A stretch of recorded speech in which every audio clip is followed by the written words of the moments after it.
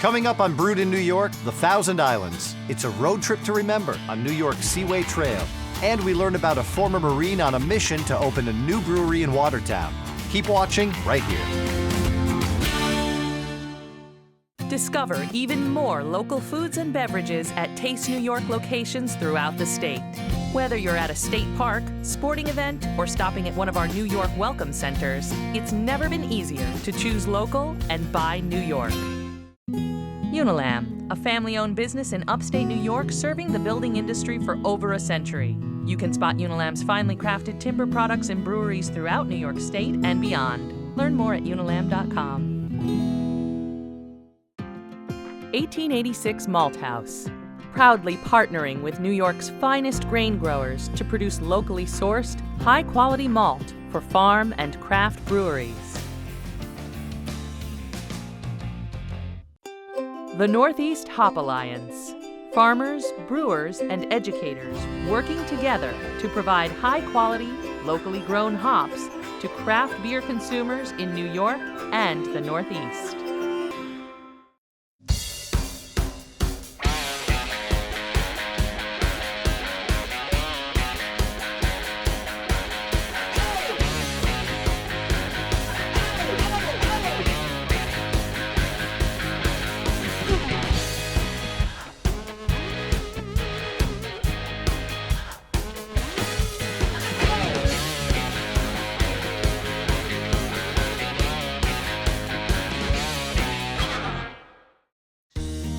Hello and welcome to Brewed in New York, a series all about the craft beer you can enjoy in every corner of the state.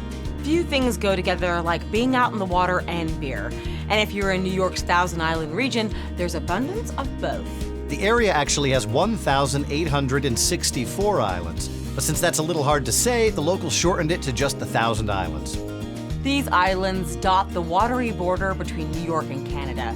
Many are uninhabited, while others are home to year-round residents and seasonal visitors. Some of the islands were once even home to New York's wealthiest families. Bolt Castle near Alexandria Bay was named after George C. Bolt, owner of the famous Waldorf Astoria Hotel in New York City. It was commissioned as a summer home for his wife Louise until her untimely death halted construction. Singer Castle on Dark Island was the summer home of the Bourne family, owners of the Singer Sewing Machine Company. Both homes are now open to the public and offer visitors a glimpse of New York's Gilded Age. I had the opportunity to take a little road trip to Thousand Islands, and I discovered that it's an area rich in history, scenery, and great beer.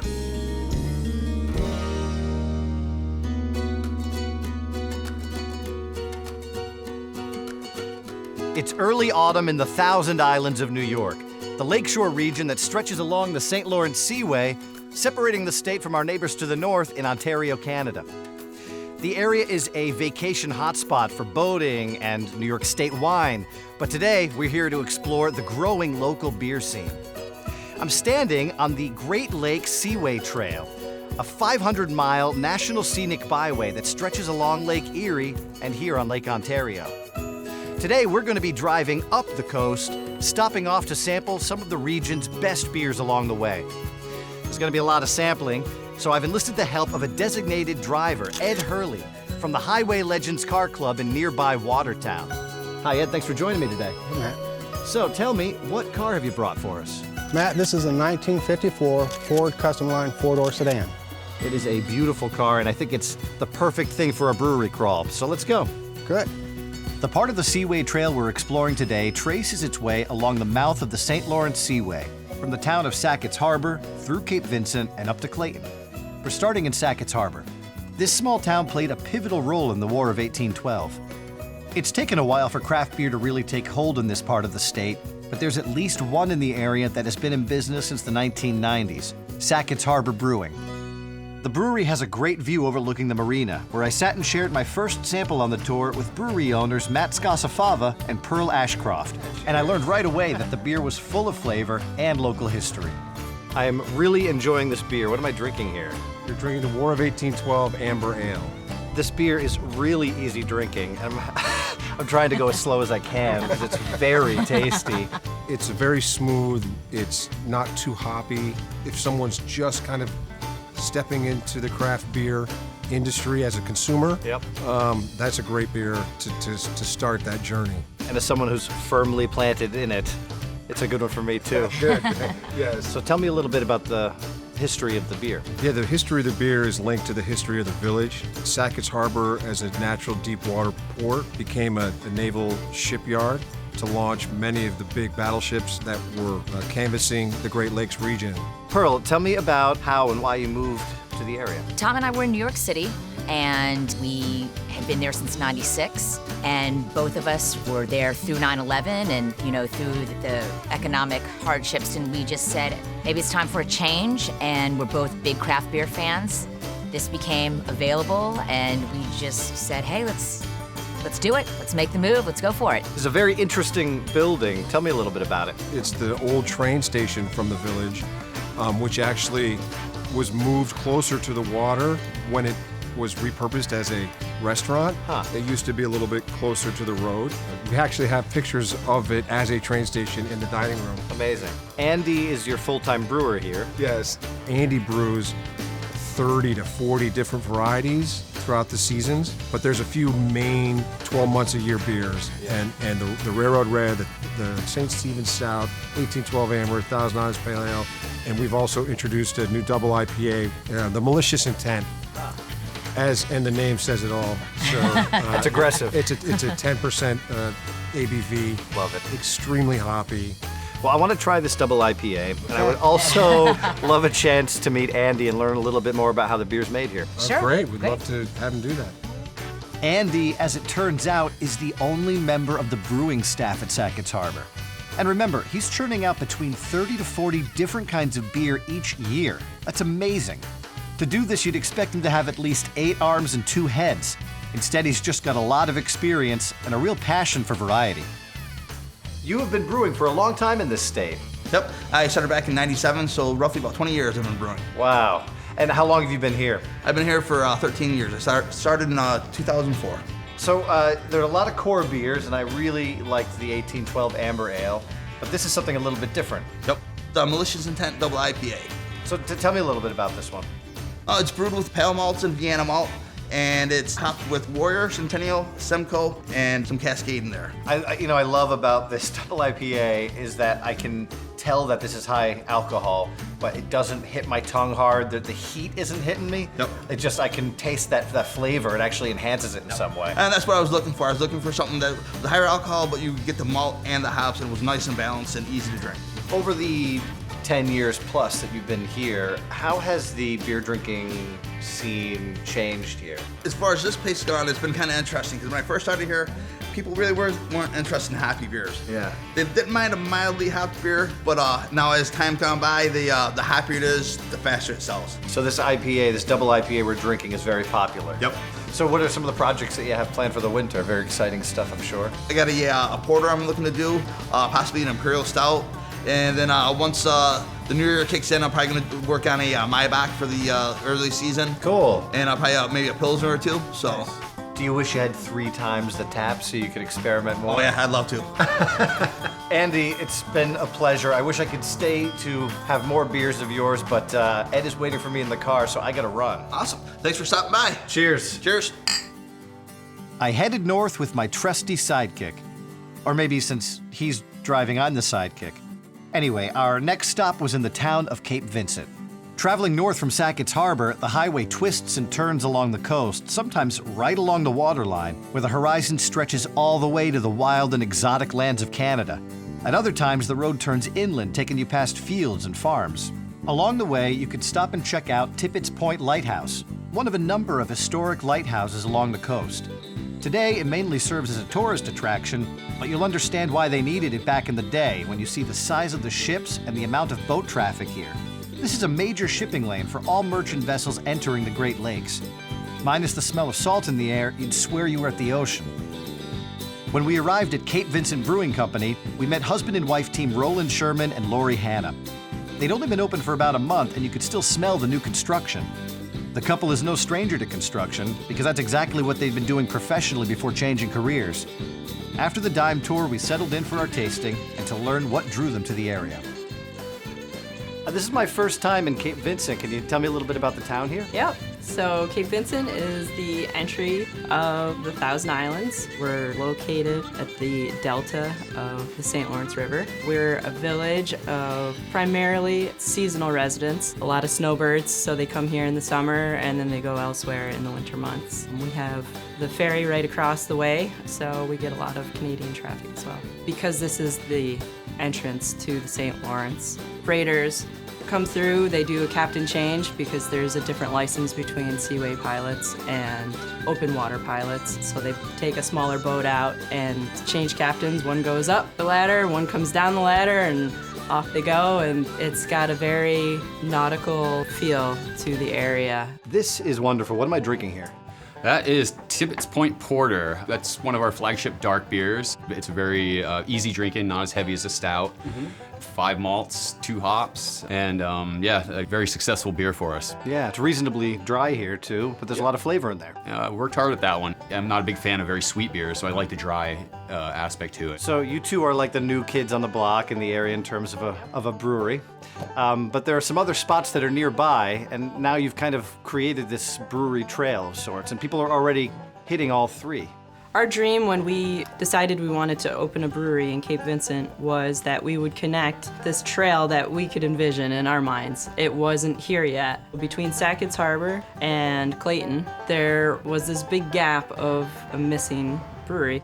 We are pretty much at that halfway point. It totally paid off. We're very extremely happy, and it's going well, and look forward to the future. You're right by a ferry landing here, and people come from Canada and can try your beer. It's very easy for them because they can actually walk onto this ferry and come over. There was nothing here, and they would make their way up to Clayton or Sackets Harbor, the other end of the brewery trail. And so yeah, it's fun for them. It gives them somewhere to stop. They tend to start here and finish here before they go back. Well, Roland, Lori, I have to go and continue my crawl here. But thank you so much for giving me some of your time. Thank you for problem. coming Thanks in. for stopping we by. Appreciate it. So with no time to lose, we headed to the last destination on our beer tour, Wood Boat Brewing in the town of Clayton. Now, before producing this story, we did some homework and learned that the name of the brewery is closely linked with an organization just a short walk up the block, the Antique Boat Museum. And when we saw just how fantastic it was, we decided we had to make a pit stop there before heading in to do our sampling. The museum contains a treasure trove of artifacts from the rich boating history of the St. Lawrence region, including some gorgeous examples of the area's iconic wooden boats. So I said farewell to my designated driver, Ed, and met up with curator Claire Wakefield to check out some of their exhibits. Wow, look at this room. This is really cool. Yeah, so this is the Dodge Launch Building, and right now our exhibit on display is the National Motorboat Show. How long has the museum been here? This is our 50th anniversary, Really? actually. Yep, so we were founded in 1967. That's amazing. And what's the mission of the museum? Our mission is to collect, preserve, and interpret freshwater recreational boating in North America. There are a lot of buildings that I saw as part of this campus. Yeah, so in addition to this building, which we have a small craft building that features things from a dugout canoe to a sailing canoe to a skiffs, and then we also have a race boat building across the street, which features all sorts of boats focusing on the history of racing. How many boats do you have? We have over 320 in our collection. Oh my gosh, that's amazing. I love being able to see these boats up close. They're really cool. Yeah, and they all have a lot of really unique, distinctive details as well. I hear you have a boat that's connected to beer history as well. Yeah, we do. Would you like to see it? I would love to. All right.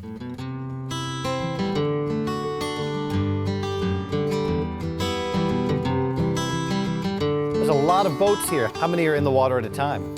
We generally have around 6. So tell me about this boat. This is beautiful. This is Zipper. She is a 42-foot express commuter yacht, and she was drawn by Neil Purdy for the Stroll family out of Detroit, Michigan, and Stroll Brewing Company. Right, so this was a boat built by beer. Correct. Well, I like that. Yeah, it's great. And how did you get a hold of this boat? They donated it to us. The Stroll family, it came directly from them. Amazing. So someone who comes to visit the Antique Boat Museum could take a ride on this? Correct. You certainly could. That's great. How many trips does it take a day? It takes about 1 a day, sometimes 2 on the busier summer months. That's great. Thank you so much for your time. I would love to take a ride in a boat like this. Yeah, you definitely can. Perhaps you can come back later today. Sounds good. From there, it was time to make the jump from sampling finely crafted boats to sampling finely crafted beer. So I headed over to Wood Boat Brewing. Wood Boat was established in 2014 by Mike Hazelwood. In addition to being the town brewer, Mike runs a successful contracting business. He had watched this building change hands several times over the years, and every new venture seemed to struggle and eventually fail. But Mike saw the gorgeous view and close proximity to the Antique Boat Museum and decided he could make a go of it. So he bought the building and used his contracting skills to completely remodel and redesign everything. And then he hit on the winning combination: beer and pizza. And not just any greasy slab of cheese on bread. The restaurant serves up gourmet brick oven pizzas with crispy thin crust and toppings like pulled pork or Thai vegetables. And don't worry, no classic boats were sacrificed to fuel the flames. Of course, I couldn't have pizza without sampling some of Mike's finest. Nearly all the beers have nautical names, like Pardon Me Ale, named after the world's largest runabout, which is housed at the museum, or Old Town Stout, named after a brand of classic wooden canoe. Oh, that is really flavorful. I love that sweet edge on the malt there. Oh, see, I want that in a pint glass. This is like a tease to have a stout in a 4-ouncer. What do you have next year? The channel marker. I've named that after the navigational aids we have, which you probably will want to pay attention to after having a couple of these. Yeah, because these are 7+%, yeah? 7.3% IPA. Oh, man. Yep. Oh, that is really good. What kind of hops do you use in this? That is Centennial hops. It's all New York State hops? This is 100% New York State hops. Are people growing hops around here? Oh yeah, new hop yards are springing up every year, and I get phone calls almost every day. People want to sell their hops. And, wow. And honestly, if they call me, I'm willing to buy, and I'll find somebody that wants them if I can't use them. The restaurant here and the brewery stays open all year. All year. And around here, that's rare, because this is a real tourist town in the summer. The place is packed then. It is. And in the summertime, unfortunately, locals don't necessarily come here as much because it's so busy. So in the wintertime, now they can get out and enjoy, coming to this place. Getting through the winter sometimes can be complex. You have to be really careful. The majority of our population leaves. Yeah. So economically staying open sometimes may not make sense, but we're going to do it for the community. So thank you so much for spending time with me today. I love when the brewer gets to talk me through a few beers. Absolutely. Cheers. Cheers.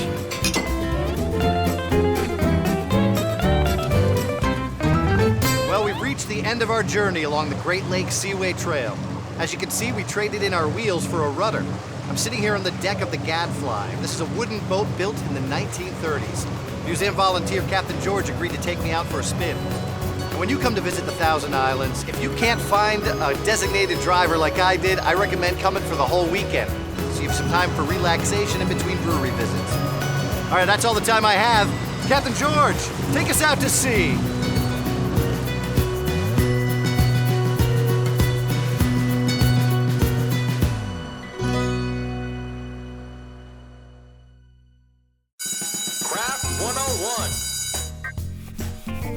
If you've tried your hand at home brewing and fallen head over heels, you may have done some daydreaming about quitting your 9-to-5 to take up beer making full time. But before you sign a lease on that perfect downtown warehouse space, it's worth exploring some of the differences between home brewing and the business of craft brewing.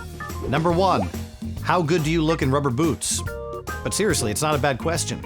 Since large-scale brewing requires much more sanitizing than home brewing, be prepared to spend a big portion of your time as a professional brewer cleaning tanks.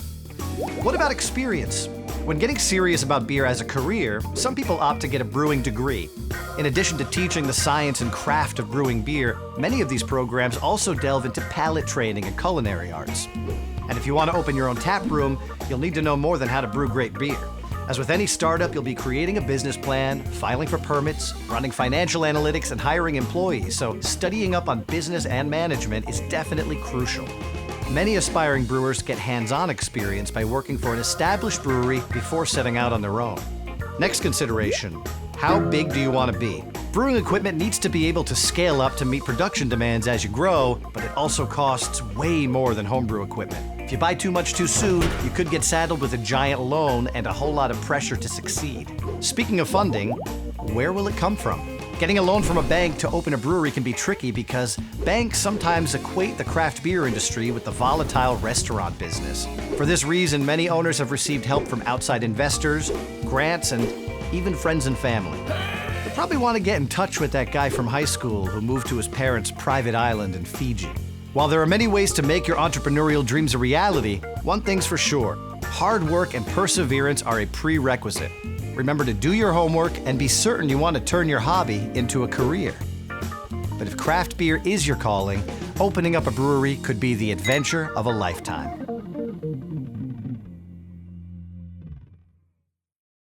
The St. Lawrence region has military roots that go back to the War of 1812. And if you head inland from the Seaway, you'll find the small city of Watertown and the nearby Army base at Fort Drum. Since the base was established, it's been an important part of the local history and economy. So it's not surprising you'll find a craft brewery that celebrates the men and women serving in uniform. Welcome to Boots Brewing, located in the historic Lincoln Building in downtown Watertown. Boots was founded in 2017 by Dan and Kelly Doherty and has the distinction of being the youngest in our series. When we came for our visit, construction hadn't been completed yet. Dan and Kelly spent the last year and a half rehabbing their section of the building into a functional brewery. It's been a lot more work than they bargained for, but they feel it's been worth the effort. The couple wanted to join a growing movement to reverse a trend they saw in the city center.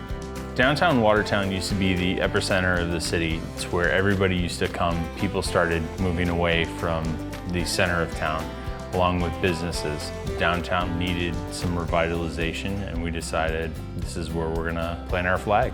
But for Dan, brewing wasn't always the career path he had in mind. My plan in life was to be a career military officer, and I chose the Marine Corps. And I ended up deploying to Iraq in 2006.